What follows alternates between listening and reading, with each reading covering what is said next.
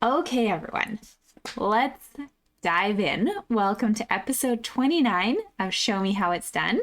I'm so excited that you guys are watching today because I have a really beautiful card to show you. So this card is one of the really popular Slimline cards. So I'm going to give you all those measurements and we're going to not only make this card today, but a coordinating envelope for it as well. If you attended my Slimline Card class, you did get a chance to make this card, and I have a video just of the envelope if you want to watch it that will be coming on right after this. So you're welcome to watch, but you don't have to. But let's dive in.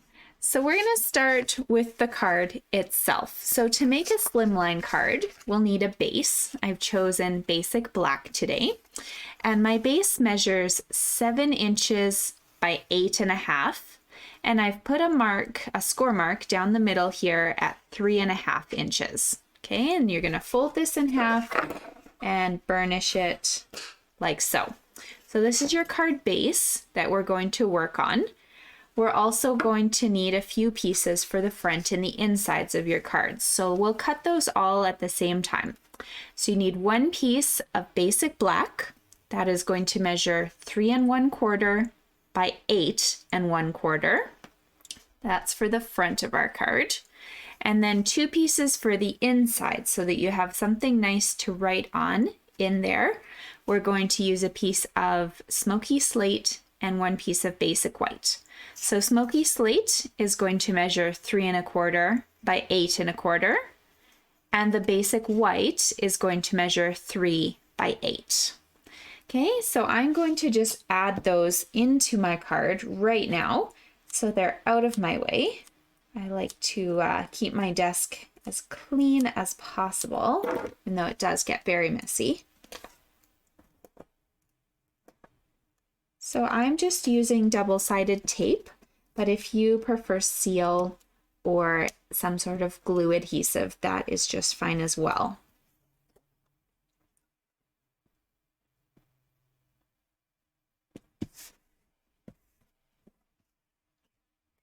And putting those on. So what I love about video recordings is you're always welcome to come back and recreate the card along with me. But right now it's kind of fun just to see how the card comes together.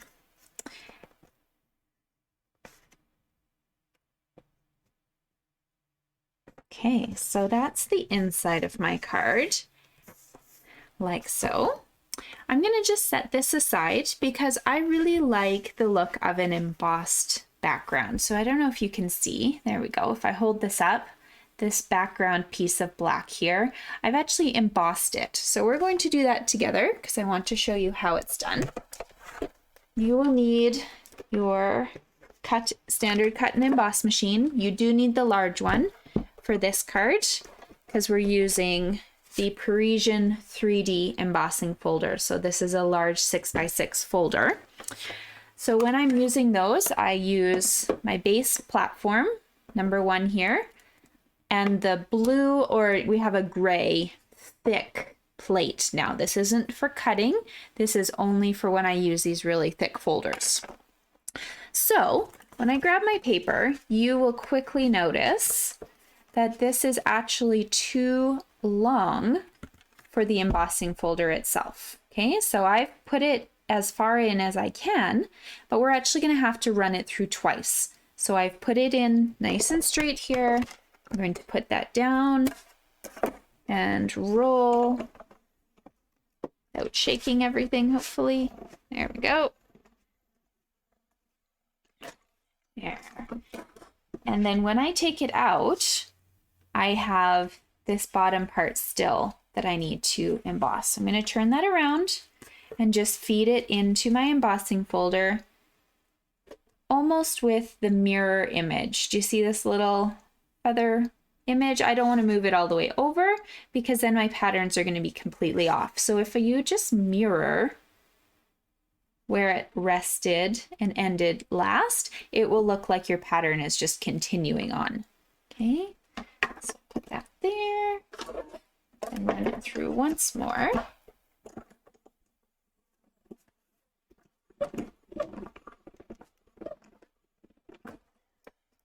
Perfect.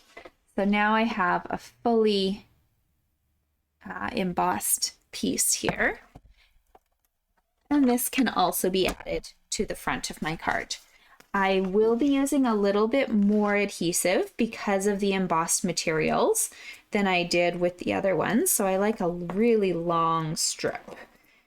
The embossing on your paper makes it a little harder for the adhesive to attach.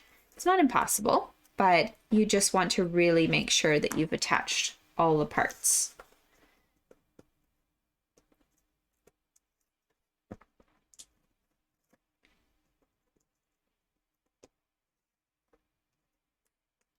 Okay, so then I'm going to put this on the front of my card, and it's beautiful, like so. So now to do a little bit of decorating here. Okay, the fun is beginning with, let me show you here, this top half. This is my Hippo and Friends die set here. I'm using these stitched shapes up in the top for all of the different pieces in my decal. Okay, so we're not using the largest one. We're going to use the second largest one and cut out 4 gold foil shapes. With the next size down, so this is the third largest or second smallest, whatever you want to call it, this one here, we are going to grab the Simply Elegant Designer Series paper and just pick 4 of the paper patterns that you really want to showcase. You can also use 2 and do alternating patterns, or 4 of the same color. It's completely up to you. I wanted to go with 4 different ones. Okay, so I've now magically cut all those out. I know, video's great. And then with the smallest one that's hiding in here, you're going to cut 4 of the basic black shapes. Okay, so you've got all of that ready to go, which is perfect because your next step is to start assembling those pieces. Okay, so we've got 4 of these and I'm going to pop them up on dimensionals. So I'm going to put dimensionals on, but I'm not going to take the sticky part off the back right now because I really want to rest them on my card and make sure they're nicely spaced. Okay, so putting all those dimensionals on.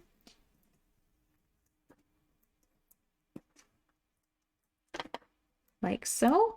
Now, as I mentioned, don't take off the backings because I really encourage you to put them on your card front and just make sure that you're happy with how the spacing looks, because as you noticed, right now I already made a mistake. I have way more room at the bottom than I do at the top. So I'm going to have to move some of these down and just give a bit nicer of a border between them. Okay. So I'm a lot more happy with this now. Sometimes your card likes to flip open, so I just grabbed something heavy to put onto it, and you can start putting your gold shapes on.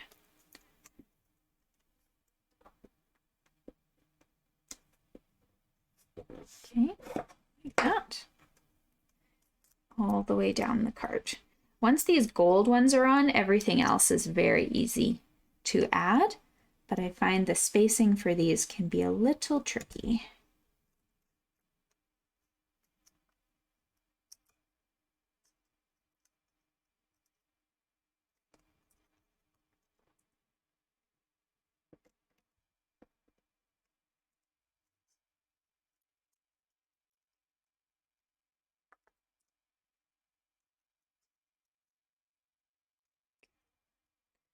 Okay, so I have all 4 of these on now. While you're working, you can also continue building on the cards. So our next piece that we're going to add are these 4 beautiful Simply Elegant pieces. And I am not using dimensionals on that. I'm just going to put some tape on the back of them and add them on top, because you do have to really, I guess, be cautious about how much you dimensionalize your pieces. You want to be selective.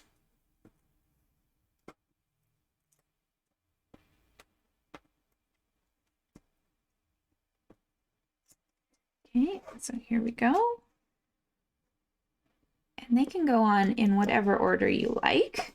I just thought it was fun to kind of alternate between a black and a white background on them.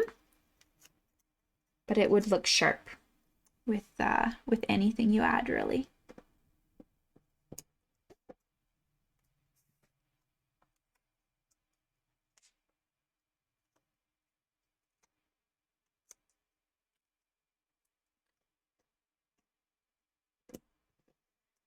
Go.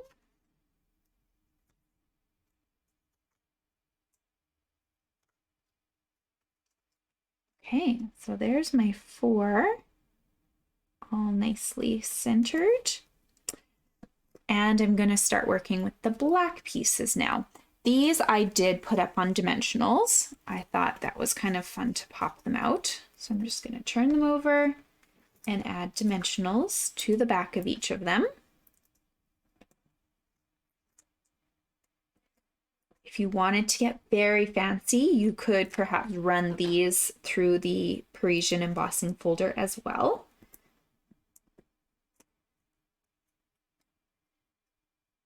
Just so you guys know, if you're in Canada, you can buy all the supplies that I'm mentioning right now on my website. All the details and the list of everything is in the description.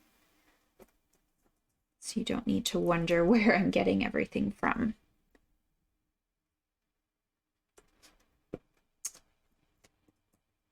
Okay, so our base is now done. We have a little bit more work of things to cut out at the moment, okay? So the first thing you'll need to do is some flowers, and those I've gotten from the Hand Penned Petals die set, okay? So this little flower just cuts out beautifully. That's what I've used for this project. So I have cut that with 4 different foil colors. I think we have our gold and silver, and then we just have some brushed metallics in a collection as well. But just a rough idea, if you have any foils, grab yourself gold, silver, bronze, champagne. Any of those colors are going to blend really nicely with the colors that are already in the specialty DSP here. Okay, so these 4 I'm going to add to my card. I've cut them out already. But if you noticed, because I wanted to pop them up, if you put a white dimensional behind them, let's just hold this against that, that looks really bad and awkward because the white is showing through all of the beautiful little holes in your flowers. So what we have in our catalog, and I know some of you may not have noticed these, but we have black dimensionals. Okay, so when I take one of these large black dimensionals and put it on the back of my flower, you will hardly notice the difference when I set that on the black base. Okay, there's no white sticking out at you. If you looked really close, you can see, let's just focus it. Oh, maybe not even that close. If I got even closer, you could see there's maybe a little part here that doesn't have a dimensional under it, but no one's going to notice that from a glance. The black dimensional blends perfectly with the black shape in the background. So that's what I'm going to use for all 4 of my flowers to attach them just to the corners of my pieces here. Okay.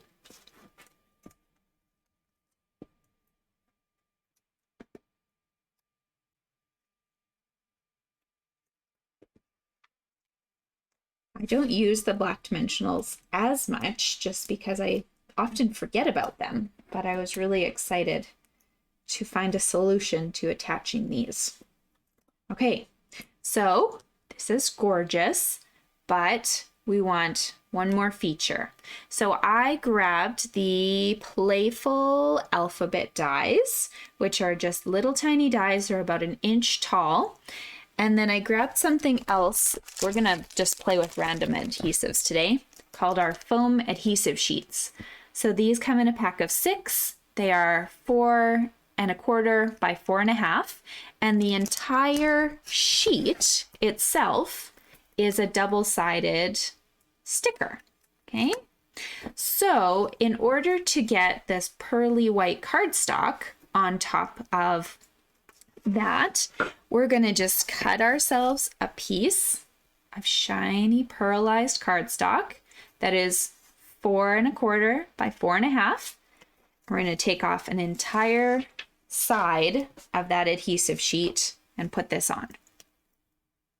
Okay. So now when I grab, I moved it. When I grab my die, here we go, my W for instance, I would put it on top, I'd roll it through my machine, and what I would get is 4 letters that are partially covered with paper and partially a sticker on the back, okay? Because remember, this other side still is sticky. So instead of having to put teeny tiny adhesive or dimensional pieces on the back of a shape, you've already made yourself a sticker. So I've run that through already, and I've made the word wish. You could do love, anything you want, but I wanted wish just because I thought this time of year you might need either a wedding card, you know, if you're one of the few who get to attend a wedding right now. You might need a graduation card. You might need a birthday card. I thought this was just an elegant card that you could use for any of those occasions. And it's pretty neutral. Maybe you wouldn't do the flowers, but still, if you wanted to give this to a student who is graduating, either a guy or a girl, they probably would be okay with this because it's just very elegant. Okay, so I've added all of those little dimensionalized stickers to my card to make the wish card. So hopefully I haven't burnt you out. I'm going to show you now how to do a coordinating envelope. But as I mentioned, I do have a separate video for this envelope that will be on my YouTube channel. So if you just want to rewatch that part, you can. Okay, so I'm just gonna get my workspace set up here a little bit. I need my scoreboard, my best friend, and I need a piece of cardstock. So this cardstock, it is a full piece. I have not cut it at all. So it's 8.5 by 11. And I just thought the basic gray was a really nice addition to this card. You could make a really sleek black card if you own something like a silver gel pen that you could write on it. But I wanted to give you something that would show up if you needed to write somebody's name or an address to mail the card out. So that's why I'm choosing the basic gray, but black would certainly look very stunning with this card too. Okay, so we need a couple score lines here. So on my 8.5 inch side, so the skinny side, I'm going to line that in the corner here and do 2 marks, 2.5, 6.5, all the way down, 2.5, 6.5. Now I'm turning this 90 degrees and making sure it's locked in the corner. We're doing 1.5, 10.5. Okay, so 1.5, 10.5. Now we're going to do a little cutting. So you'll need some scissors. I'm going to draw on mine. You don't need to. But these 4 corners here, do you see that I've scribbled on? Those 4 corners are what we're going to get rid of. Okay, so with my scissors, I'm just going to cut along the score lines that we've already made and cut these little tiny sections out of here. Okay, so 1,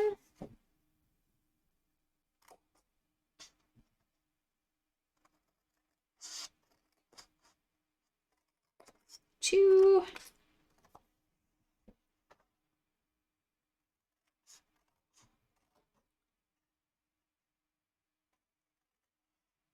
3, and 4.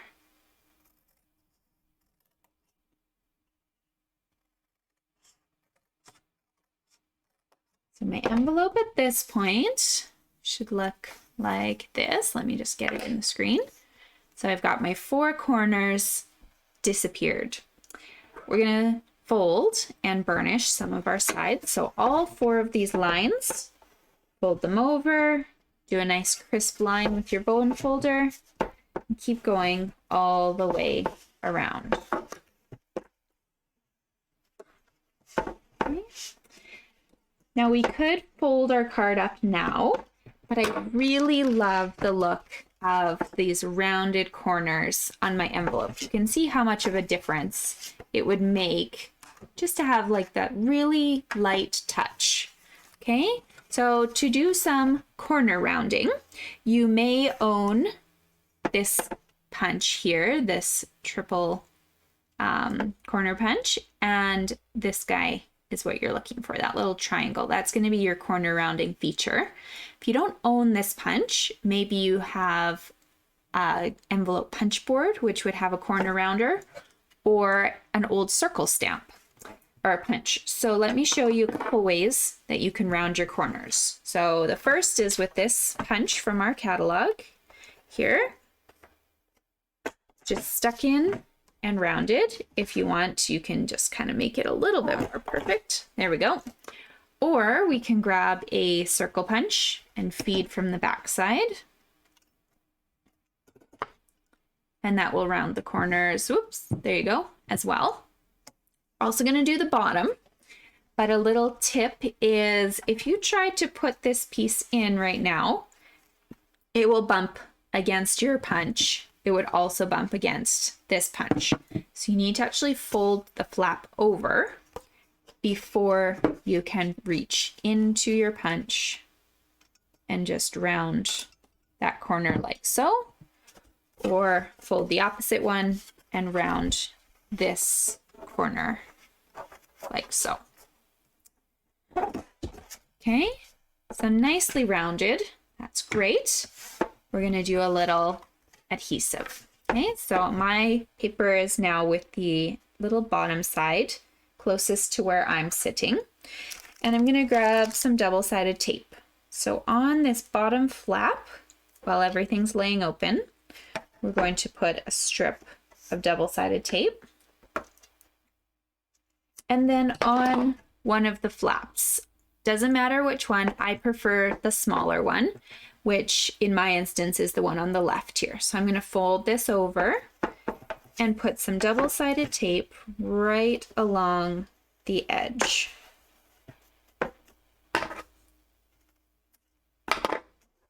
Okay, like so. When you take this off, you'll be able to fold this piece over and have that nicely connect. And then this bottom piece can be taken off as well.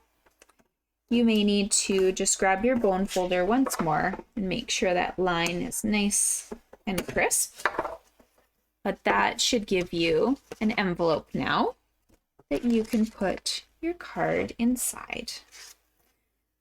So when you've written on the card and it's all ready to send, you can decide whether to put maybe a glue dot, a strip of tape, or if you close this, you could tie a ribbon all the way around it as well. So it's completely up to you how you close it.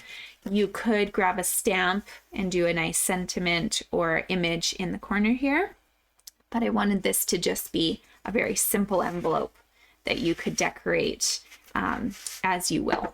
So I hope you enjoyed today's video. Thank you so much for tuning in, and thank you for those of you who attended my Slimline class.